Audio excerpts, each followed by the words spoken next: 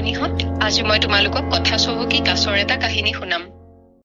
এটা পুখুৰীৰ পাৰত এটা কাছ আছিল আৰু সেই পুখুৰীতেই দুটা হাঁহেও চৰি আছিল। সেইবাবেই কাছ আৰু হাঁহৰ মাজত এটা ভাল বন্ধুত্ব গঢ়ি উঠিছিল। হাঁহ দুটা দূৰ দূৰলৈ উৰি যায় আৰু জ্ঞানী ঋষিমুনিসকলৰ কথা শুনি আহি কাছকো শুনায়। কিন্তু কাছ আছিল মহাকথুকী। অকণমান সময়ৰ বাবেও কথা নোকোৱাকৈ থাকিব নোৱাৰিছিল। এদিন হাঁহ দুটাই শুনা পালে যে সিহঁতি থকা পুখুৰীটোৰ বোলে পানী শুকাব। কথাটো শুনি হাঁহ দুটাই কাছকো কলে, হেৰা কাছ, এটা ডাঙৰ খবৰ আনিছো। জ্ঞানী লোকসকলে কোৱা শুনিছো আমি থকা পুখুৰীটো বোলে পানী শুকাব। বৰ ডাঙৰ খবৰ আনিলা দেখোন। কি হব এতিয়া?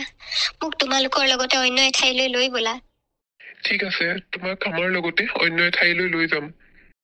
কিন্তু এয়া কেনেকৈ সম্ভৱ? মইতো উৰিব নোৱাৰো। কিবা উপায় উলিয়াব লাগিব।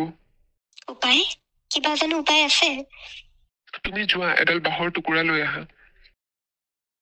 এই যে দেখিছা বাঁহডাল, দুয়োটা মূৰত আমি কামুৰি ধৰিম আৰু তুমি মাজ ভাগতে কামুৰি ধৰিবা আৰু আমি উৰা মাৰি আন এটা পুখুৰীলৈ গুচি যাম। কিন্তু তুমি ভুলতো কথা নকবা, নহলে তললৈ সৰি পৰিবা। হ'ব, মই একো নকওঁ। কথা মতেই কাম। সেইদিনাই হাঁহ দুটাই বাঁহডাল কামুৰি মাজত কাছটোক লৈ উৰা মাৰিলে। অলপ দূৰ যোৱাৰ পাছতেই আকাশত কাছ উৰা দেখি সৰু সৰু ল'ৰা-ছোৱালীবোৰে চিঞৰিবলৈ ধৰিলে। এইটো চা, কাছটো চা, উৰি গৈছে। ল'ৰা-ছোৱালীবোৰৰ চিঞৰ শুনি কাছৰ গৰ্ব আৰু অহংকাৰত উফন্দি উঠিল আৰু মুখেৰে কিবা কবলৈ মুখ মেলোতেই ওপৰৰ পৰা তললৈ সৰি পৰিল আৰু থিতাতে মৃত্যু হল।